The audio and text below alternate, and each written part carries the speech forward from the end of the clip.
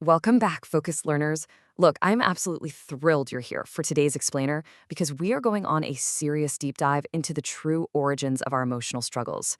I mean, have you ever felt completely hijacked by a bad mood? Or maybe you found yourself just spiraling into negativity without really knowing why? Well, you are definitely not alone. Today, we're going to unpack exactly what is happening behind the scenes in your mind. We are going to decode the trickery of your own emotions using some incredibly structured visual insights that will, quite frankly, completely change how you view your own mind. Let's get right into it. So, let me just start by asking you a really simple question. How do you feel right now? No, really, take a second. Just check in. Knowing how you actually feel in your body is the absolute first step toward taking control. And here's a fascinating distinction from our source material today. You might be really tempted to answer something like, oh, I feel like I'm going to learn something. But you know what? That's a thought, not a feeling. Feelings actually manifest as physical sensations in your body, not just as ideas floating around in your head. And often we misuse the word feel simply because we've kind of lost touch with the raw physical reality of our own emotions. To guide us through all of this, we're looking directly at Thibaut Maurice's highly acclaimed book, Master Your Emotions. Honestly, think of this as the missing how-to manual for the human mind. The author makes this brilliant point that practically every single gadget we buy comes with an instruction manual, right? Yet our minds, which are literally the most complex operating systems in the universe, don't. So this explainer is going to serve as that manual for you.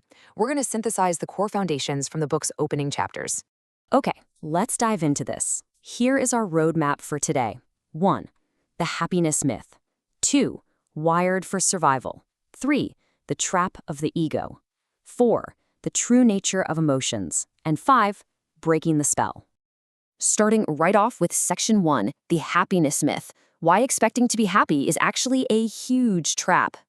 So we inherently expect to be happy all the time, right? And when we aren't, we feel like we're failing somehow. But as this amazing quote from John Milton points out, the mind in its own place and in itself can make a heaven of hell, a hell of heaven. What this means is that reality, in and of itself, is never actually upsetting. It's completely neutral. What creates your emotional heaven or hell is purely your mind's interpretation of that reality. It's wild to think about, but the main differentiator between people who are miserable and those who are happy is almost always just how they choose to interpret the events in their lives. All right, moving to section 2, Wired for Survival, Understanding the Negativity Bias. Listen, it is time to officially drop the guilt about not being happy 24/7. Your biological hardware simply isn't built for it. Your brain's primary job is absolutely not to make you happy. Its job is to keep you alive, period. To get to where you are right now, your ancestors had to dodge literal death on a daily basis. Because of that, we are hardwired with a negativity bias. Actually, it's pretty funny when you think about it. Your brain still reacts to a mildly critical email the exact same way a caveman reacted to a saber-toothed tiger. Negativity isn't some personal character flaw you have, it is literally a survival feature. But biology is really only half the battle here. Your brain has one main goal, which is biological survival. But you also have this psychological mechanism at play, your ego, and its primary goal is protecting your personal story. When you combine the brain's negativity bias with the ego's intense defensiveness, well, you get a perfect storm for emotional stress. Which leads us perfectly into section 3, the trap of the ego, protecting your story. Now, what's really interesting about this is that when we hear the word ego, we usually just think of arrogance, right? Like someone with a huge head. But Maurice defines it much more broadly than that. The ego is simply your strong identification with people, things, or ideas that form your personal story. Think about it. You can be the quietest, most humble-seeming person in the room and still be completely controlled by your ego, simply because you are rigidly attached to your internal narrative about who you are. Just look at how this plays out in real life for us.